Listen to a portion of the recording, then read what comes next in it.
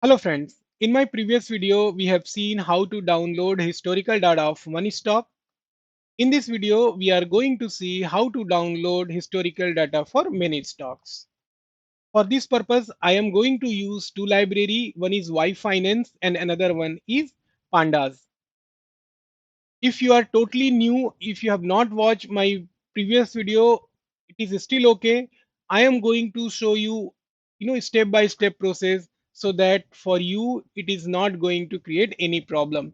So very first thing what you may need to do is, if you are completely new, you need to first install this two library. So how to install this two library is simple. Okay, here you pipinst install yfinance yfinance. Okay, so this is the command you need to run. For me, since I have already downloaded it, it is saying requirement already satisfied. So let me comment. So you see this is has is for comment. Also pip install yfinance. Okay, another one is going to be pip install pandas. These two library need to install. Same way, if I will do it for pandas, again pip install pandas, same thing it will come, that requirement already satisfied. So this is fine. Now next what I am going to do is I am going to import these two library. So import y as yf. Okay, and then import pandas as pd. So I am importing y finance and then I am giving alias as yf and pd, so that when I will use it, I will use this shortcut yf and pd. Then after we need to find out which all stocks for which we need to download. So there is a way. If you already know the symbol, it is fine. If not, then what you may need to do is you need to come to Yahoo Finance, and then in Yahoo Finance you just type your stock name. So here for me it is HDFC Bank. Okay, and then here in the search result only you can see, when you see in search result that hdfcbank.ns, so when you see .ns, you can consider that is the symbol which we can use it. So for NSC it is .ns, for BSC it is .bo. So likewise I am going to pick five stocks. So one is HDFC Bank, another one is ICICI Bank, same way, then Kotak Bank, and then after Axis Bank, and then IndusInd Bank. And here I'm telling you, I have limited to five stock, but for you, if you want to increase up to 10, 50, whatever, you can do it. So let's come to our code. So I have already, uh, uh, copied it so that it will be easy for us. So what I am going to do is, now I am going to create one variable tickers. This is a list. Okay, in this list I am going to provide all the stocks. Okay, all these five stocks I am going to provide. So here, okay, so this is a list. So in tickers, this is a list. In this list, these are the value. Now I am going to create another one data frame, that is in stock underscore data frame. That is a data frame. So okay, panda data frame. That's why you see PD above. So PD dot, I am going to tell this is a data frame, and in this data frame, okay, so this I have defined here, that is stock under DEF is a data frame. Now coming to code. So here in every other language also, this for loop. So I am going to use this for loop, and it is easy. So I am going to also explain you for ticker in tickers. Okay, so this is the syntax you need to remember, that for ticker in tickers, you can use, instead of ticker you can use I, A, B, C, anything you want to do. Basically what it is going to do is this, for ticker in tickers. So tickers in tickers we have these five stocks. So these five stocks, one by one it is going to check and then download the data. So okay, stock underscore data. Here now we are actually starting how to download. So okay, yf is our library, y finance. Then in this we are going to use download function, and there first thing is we need to provide the symbol. So so if I will put ticker, So it is, since it is going to run in loop. So when I say here ticker, so first thing it will, get value of ICICI Bank NS first, then after HDFC Bank, like that. So I have provided ticker. Then I need to provide the period. So okay, period is for how many days or what. So that also you can see here what all are the different valid periods are: 1 day, 5 day, 1 month, 3 month, 6 month, 1 year, 2 year, 5 year, 10 year, year till date, and max. So what I'm going to use is I'm going to use max. Okay, let's say max we download.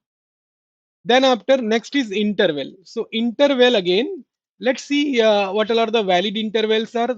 So we have 1 minute, 2 minutes, 5 minutes, 15 minutes, 30 minutes, 60 minutes, 90 minutes, 1 hour, 1 day, 5 day, 1 week, 1 month, 3 months. So I am going to use 1 day. Okay. Then after, again there is one more thing which you can use it based on your need, that is rounding. So sometimes we don't want to see many digits after decimal. So it, let's restrict it to 2 digit. Okay, fine. Now this way, this is one line. Another line is, so we have created our data frame. So let's put, we have here, we have downloaded this data into stock data. Now we are going to put this it into data frame. So pd dot data frame. Okay, and then here inside, data is basically the values is going to be our stock data from here, the one which we have downloaded just now. Okay, this is second line of code. If you're not getting also, fine, no problem, you just follow these, and slowly when we will progress, you will be able to understand. Okay, then again, to minimize our work, one way is again, download one by one. But here it is like we are trying to reduce it in just 3 4 lines of code. So I am going to define one more, this is one more variable. This is basically to provide a file name. In Python we have this f string, wherein in this f string I can provide the name. So here you will see applicability of this in next line. Okay, dot csv. So here I am basically giving my, deciding my file name as ticker csv. So what will happen, the first time this file name would be what? So in first run, because for loop it is going to run for all the data which is there in tickers. So first it is going to be ICICI bank.ns.csv. Okay, the file name would be, here ticker is what? ICICI bank.ns, and then .csv. This will become my file name. And you are going to see the magic now. So now I have this stock underscore df. Okay, this is my data frame where I have all that, where I am having this downloaded data. Now I want to export this to CSV. So in Pandas, so here now you see why I have used Pandas is, in Pandas there is a feature to send it to CSV or Excel. So I'm going to use CSV. So you see, to CSV, to clipboard, to dictionary, to Excel, and all these things. So here I'm going to use to CSV. Now to CSV, I'm going to download for 5 stocks. Okay, so I need to provide file name. So now here I am going to provide my file name. This is my file name. Okay, so that's it. So this 4 line of code is only needed. Again, I will go through quickly, and then I'm going to execute this command. So first thing, we have imported yfinance as yf, imported pandas, and then provided all the tickers for which and we need to download. You can use many other stickers as well in one go to download it. And then after, I have defined a stock under df as one data frame, and then after one for loop. In that for loop, one by one, for each stocks it is going to get the data. So if it will get downloaded in stock data, and then from there stock data it will go to data frame, and then I have actually defined this file name. So in each run, when it is going to write in a csv, I need to provide a file name. So in that file name it is going to write the historical data. So that's it. So now let me execute it to see if there is any error.